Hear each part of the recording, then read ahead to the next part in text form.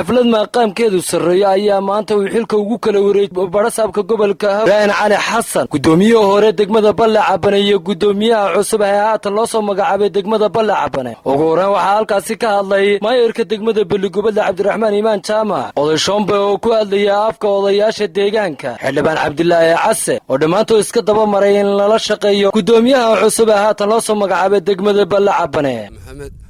waxa weeyaan waa xaflad xil wareejina oo degmada Balle Cabane xafladda waxa uu kala wareejinaya madaxda gobolka gudoomiye barasaabka gobolka xafladan aynu isugu nimid maayirkii hore ee degmada Balle Cabane aadan maxamed xuseen iyo axmed cabdilaahi ibraahim oo tan ka taliya yiraahdo yaa aniga ii yimid waxay la qabtay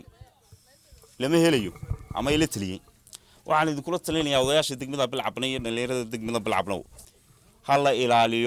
hala ilaaliyo danta degmada wada jir ha looga soo jeedo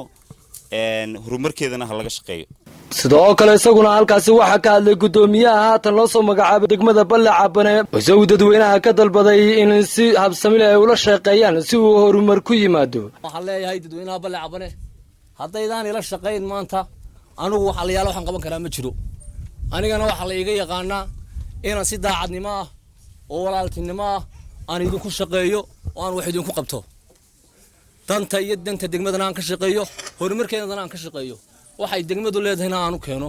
insha Allah taala saasana gabagabadu waxa soo afmeeray barasaabka gobolka Ibrahim Cali Xasan oo dadka ku bogaadiyay in marka la wada shaqeeyo uu horumar ku yimaado lana shaqeeyaan gudoomiyaha haatan loo soo magacaabay degmada Balle Cabane isaga soo magacaabay maayirkan isaga soo magacaabay waxa la eegayaa maayirkii waqtiyadii iminka hore sidii loo eegmaayay waxa la doonayaa in horumarku hoos u dhaadhaco meel walba wax ka muuqdaan marka runtii waxaan aad iyo aad idinku celcelinayaa inaad la shaqeysaan maayirka cusub la shaqeysaan anagu runtii gobol ahaan maayirkii hore si aan maayir hore loo shaqeyn baan ula shaqeyn Balle Cabane degmadeedii la dhaqaajiyo way naga go'aanta